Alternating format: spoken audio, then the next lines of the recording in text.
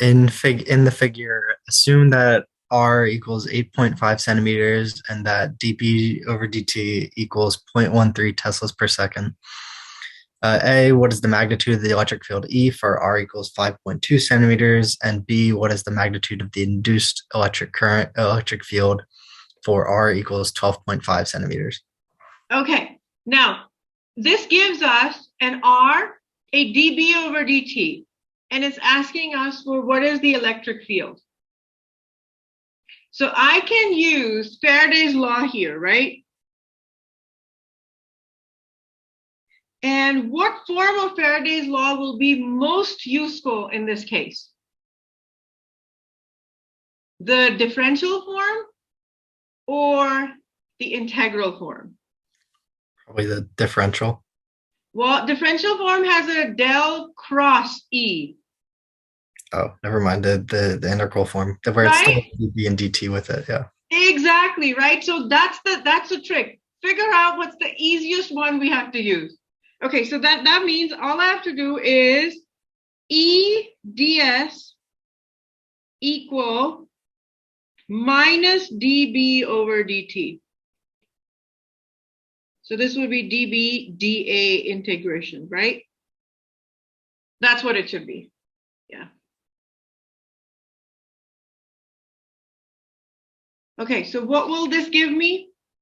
This side will give me E of the loop, and this side will give me dB over dt. Well, they gave me a value for dB over dt, so I can just plug that value in. And I'm left with dA times 0.13 Tesla per second. And what will this become? This is nothing other than the circumference of the wire. And this is pi r squared, 0.13 Tesla per second. Make sure I don't mess up. But this looks right to me now, right? Which one would be one of them would be a bigger r? I assume it would be the one on the right. Right, but okay, so look at what it's saying. Assume R is 8.5, but we're looking for R that's inside in part A. So do you remember when we did Ampere's law and Gauss's law, we did not take into account everything outside in this case? Okay, because it's inside, they're both the same. Okay. So everything outside won't matter, Okay. right? Yeah, that will happen for part B, right? Because that's 12.5, then it'll become outside part. So in this case, that's a great question. R's goes away, and then E will be left with 1R, which is 5.2, 0.13 divided by 2. So it'll be 0.052 times 0.13 divided by 2. And I'm just going to talk about the magnitude. Like, just worry about number right now. It'll be a tiny number, right? It's 0.052 times 0.13.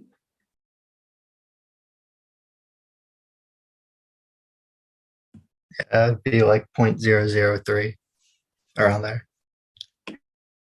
And what will be the units? E. E will be volts per meter, right? It's the ED equation. So V over D will be volts per meter. Yeah. Yeah, all I remember are like these very vague references that I have in my head, like the ED equation. Like every time I think about what the units are, I'm going to go, okay, ED equation equals V. So what would the E be? Like, you know, it just helps me figure out things. Okay, now part B.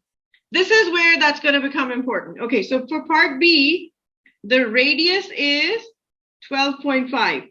So it's outside.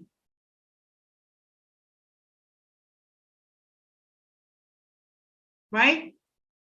So in that case, again, we'll start the same.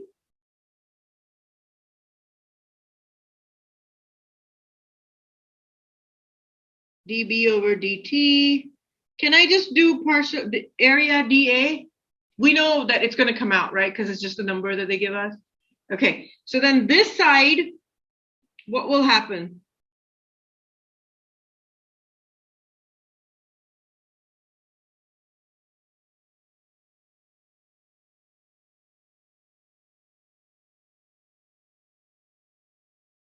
This is the area of the B field that exists, right?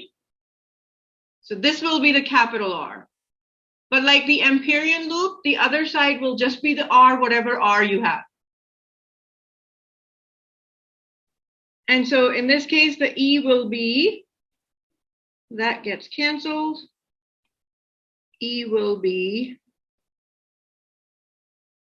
0.13. I'm just going to take the magnitude. 0.13 times R squared over 2 little r, which is 0.13. What was big R? 12.5, so 0.125. Big R was the 8.5, and then little R was the 0.125. Thank you.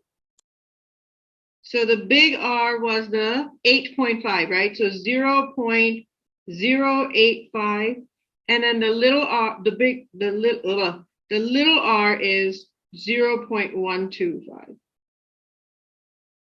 Perfect. And that will give us something. Probably a little bit bigger. Yeah, for the first one, it's the part A was 0.00338, and then part Wait, hold on. So this was 0.00338. Okay. And the part B was 0.003757. Yeah. This one's slightly bigger because it encompasses a little bit more of the B field. Yeah. That's so cool. Yeah, and I think everybody thinks Faraday's law is quite difficult, but if you do it this way, you understand where it's coming from and it doesn't seem scary. Yes, I mean, if you look at, if somebody tells you to memorize this formula,